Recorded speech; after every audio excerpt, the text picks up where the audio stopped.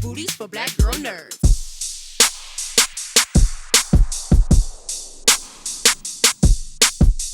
Thanks so much for taking time to speak with me. I appreciate it. Yeah. Greta, you are like the main character in this movie. I know. I love it. It's so refreshing to see you in this role. Oh, thanks. Was there a specific element of your character that you really wanted to emphasize to bring emotional weight to such a visually driven film? Yeah. Well, I feel like that's the magic of this movie, and a real testament to Joachim and this brilliant team that we have, because it's a hard thing to manage the legacy and this massive franchise that's decades old, and to usher in a new audience, maybe through characters that we haven't seen before and maybe wouldn't expect to see in a movie like this. Mm-hmm. So I welcomed the challenge, and I was genuinely surprised to be asked to be part of it, and then getting to understand who Eve would be was really, I just thought this is incredible, and I have to be a part of this. I don't know why you would be surprised. I mean, your career has been on a trajectory since past lives, so no. Oh, thanks. How did you prepare to perform in such a heavy VFX environment where so much of the world is built digitally? Mm-hmm. I actually got a lot of good advice from fellow actors. Brie Larson and I were chatting. Oh, wow. She gave me some great tips. Leslie Headland, who directed the Star Wars series Acolyte. Yeah. I think it's all about, it's a return to basics in some ways, because everything else, it's so bare, that the cliche of acting with a piece of tape and like with tennis balls, like that's all true. But having never done that before, I thought it was really fun. Like it feels like target practice sometimes, where you have a very limited amount of time to execute a very specific thing. So that technical part of it, I learned so much, and honestly, it was kind of life-changing for me. And I'm now carrying that on to the next thing that I do. Oh, that's so awesome. The Tron universe has such a distinct neon aesthetic. Mm-hmm. Did you take home any mementos from set? You mean, did I steal anything? I wanted to. But that light cycle is really heavy, and I don't think I could get away with it. I think that the entire aesthetic was really something that, that's like my eyes into the whole franchise, actually, was like understanding the aesthetic and cultural impact the movie had. So, I don't know, I wanted the jacket, but I didn't make off with it. No. You were so good on that light cycle, by the way. Oh, thanks. Have you done the light cycle at Walt Disney World, by the way? No, the ride. Yeah. In Shanghai, is it? The Tron ride? They have the Tron ride at Walt Disney World in Orlando. No, I haven't. I've heard so much about it. It's fun. Yeah. It's fun. You got to try it. I will. I need to. Sci-fi, it often reflects our real-world anxieties about technology and control. Did you see any parallels between the grid and today's digital culture? Oh, yeah, absolutely. Tech and AI and all of that has interwoven with our daily lives undeniably. I do think that's what's so great about this movie. I feel really lucky that I get to be part of something that is so contemporary and so prescient in terms of what I feel like I'm going through. But the challenge for us was to remember and ask the question, what is the human aspect of all of this? In talking to people like Dr. Fei Li, who is basically the grandmother of AI. She created ImageNet. She's in the movie. We do a TED Talk together.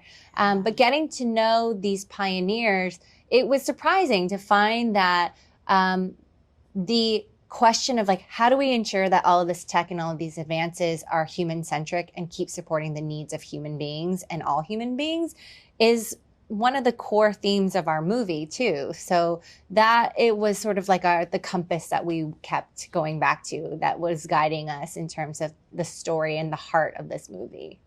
Did you look at the previous films as a guiding light when you were, preparing for this role, or did you want to go with a completely blank slate and have a refreshing take on the role? So I wasn't quite born yet when the first one, no big deal. had come out. So I wasn't familiar with the original film. I had seen Legacy, so I did go back. Oh, I went all in. I watched each movie several times. I mean, I basically went to Tron school to do Tron this, which is school, I love it. amazing. And like now I'm a total Tron head. So, I mean, yeah, I went all in. Yeah. Well, I love this film. I think Tron heads are going to absolutely love it. I love the little breadcrumbs from Legacy that's added in Yes. this. So, Greta, thank you so much for taking the time to Thank speak to Black Girl you. Nerds. I appreciate the conversation. Yes, likewise. Take care. Thanks. Bye. Bye. Thanks so much for taking the time to speak with me. Appreciate it. Of course. So, Jared, I'll start with you. Your character Ares is at the heart of this story. Without giving spoilers, what aspect of Ares do you think audiences will find the most surprising? That's a great question. By the way, my first question, we're just starting. So it's like, Throwing you off course here. okay, the first time I'm thinking about this stuff. I guess what excited me the most about the character was, the film asks a really big question. What does it mean to be alive? What is life? And, we kind of go on a journey with Ares as he goes from this digital character. Can I say this? My spoiler alert, maybe spoiler. But we kind of follow this really interesting journey of the character as Ares goes from being like a digital program to something else. So I found that really fascinating. And I think That's that just to chime in there, I think is what drew me into the story is to trying to answer some of that Jared's talking about now, like what it means to be human, what it takes to be human. Yeah. So many really cool layers to this story to unpack. And Joachim, for you, what was your guiding principle for reintroducing the Tron universe for a new generation of audiences? Yeah, I mean, I grew up, I was probably a little bit too young for the first one to really grasp the first one when it came out, but I learned to love it when I got a little older. And obviously, I think since the previous film has set the bar extremely high, I think it's always like, okay, what's the new thing? What can draw you in this time? And I think that when they presented me with, and I say they, I mean Jared and the gang over at Disney, it was the idea of the assets coming into the real world. That for me was like, okay, that's a new idea in this franchise, and that's, I think, is worth exploring. And how would that look, and how can we do this? And obviously when we have the budgets that we have, these things are very exciting to explore together with some of the best filmmakers in the world. Yeah. And in the world of AI, it's very close to real life parallels with what's happening today. Yeah. Yeah, and you get that mix in the film, and that's why it was important for us to try and do as much as we could, what we say, in camera, and make it feel as real as possible, because that's the contrast in the film between the digital world and the real world, So it was very important for me to underline that notion. Absolutely. And Jared, back to you. How much freedom did you have to shape Ares's personality, voice, and presence within the grid? Another good question. I mean, I worked with Joachim to really figure out this character. I was a huge fan of the first film, 1982. I was a young kid. I went to the movie theater and I was just transported to another time, another place.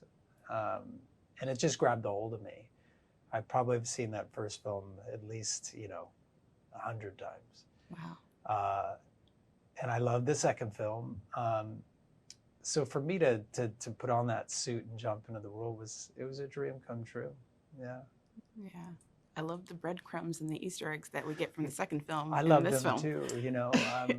All of that stuff, the mythology is really fun to play with, and I thought that Joachim did a great job, like honoring the first two films, but also just kind of making his own thing, creating a whole new world for people to enjoy.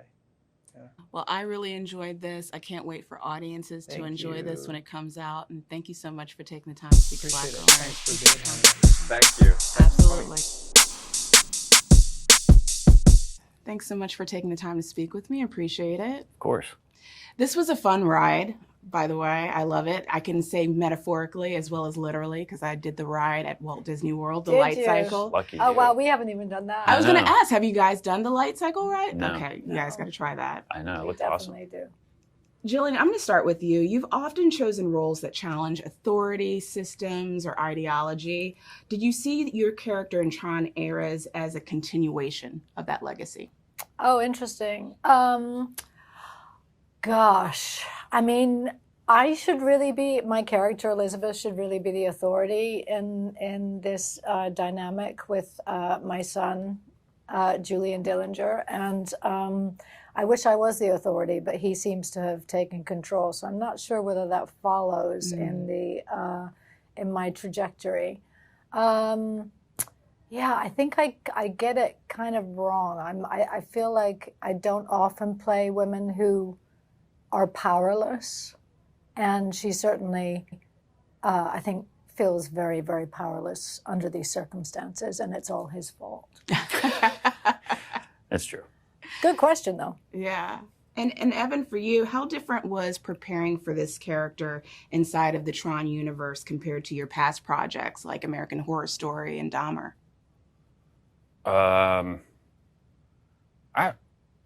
I don't know that it was. I think it just, you just kind of, you start reading and watching and getting into the world of Tron and the previous characters and building out the relationships and what they're going after. And it was pretty much that, I think. Sorry, I'm a terrible answer. So you keep it consistent with your preparation all the way through. No, that's Yeah. great. That's great. Gillian, back to you. What excited you most about the chance to step into a franchise with such a strong visual and cultural identity? Franchises are always interesting, I think, because you are, as you say, stepping into something that pre-exists in a big way, and they wouldn't be making it necessarily if it wasn't successful. And so stepping up to that plate, I guess, is always a challenge. But it was fun to step into the sci-fi world again, because it's been a while since I was part of that. And also because, Tron was quite a big deal. The first, right, the original Tron was quite was a big deal in the 80s when I was younger. So it was fun to join up with something that had such a, was so beloved by so many people. I think that's it. That's all I got. We love seeing you in sci-fi. Thank you. And Evan, back to you. Did you go back and revisit the earlier films for inspiration, or did you want to bring something completely fresh to this interpretation of the universe? Oh, no, I definitely went back and watched. David Warner was brilliant as a Dillinger Sr. So that was, and his Sark. So it's like the whole, I definitely went back and watched. And then, the script for this one was kind of an entirely new thing. So you try to implement a few things, but then make it. But all of his scenes, all of his scenes were so, like, he brings so much energy to every scene. You know what I mean? I mean, that takes a lot. And particularly in the spaces that we were shooting in, where we were in the equivalent of an airplane hangar. And so Evan was needing to fill this universe and this space with his slightly on the edge psychotic energy, and he did it. He brought it. And Thanks, man. Thank you. Was everything on the page between the two of you, or was any creative liberties ever drawn? I don't know about creative liberties, but I feel like the first scene that we did together was in said airplane hangar way down at the end, where I come and we have it's the very first scene that you see us. And it was actually good to do that scene first, I think, because she corrects his posture. That was a directive from the director at one point, and that says so much about the dynamic between the two of them. And, you know, I feel like that scene really sets up our relationship and the history of not just our relationship, but the company and the stakes really well. Right. Yeah. Yeah. Yeah, we did. We had a nice phone call before we got to Vancouver, Yeah. and then I think we met up in Vancouver, and tried to talk and flesh out some backstory that just so we were on the same page. I think. Yeah. Yeah.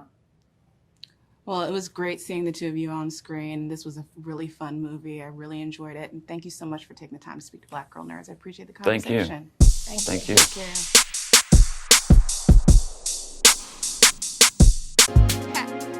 Better shake your booties for Black Girl Nerds. Better shake your booties for Black Girl Nerds.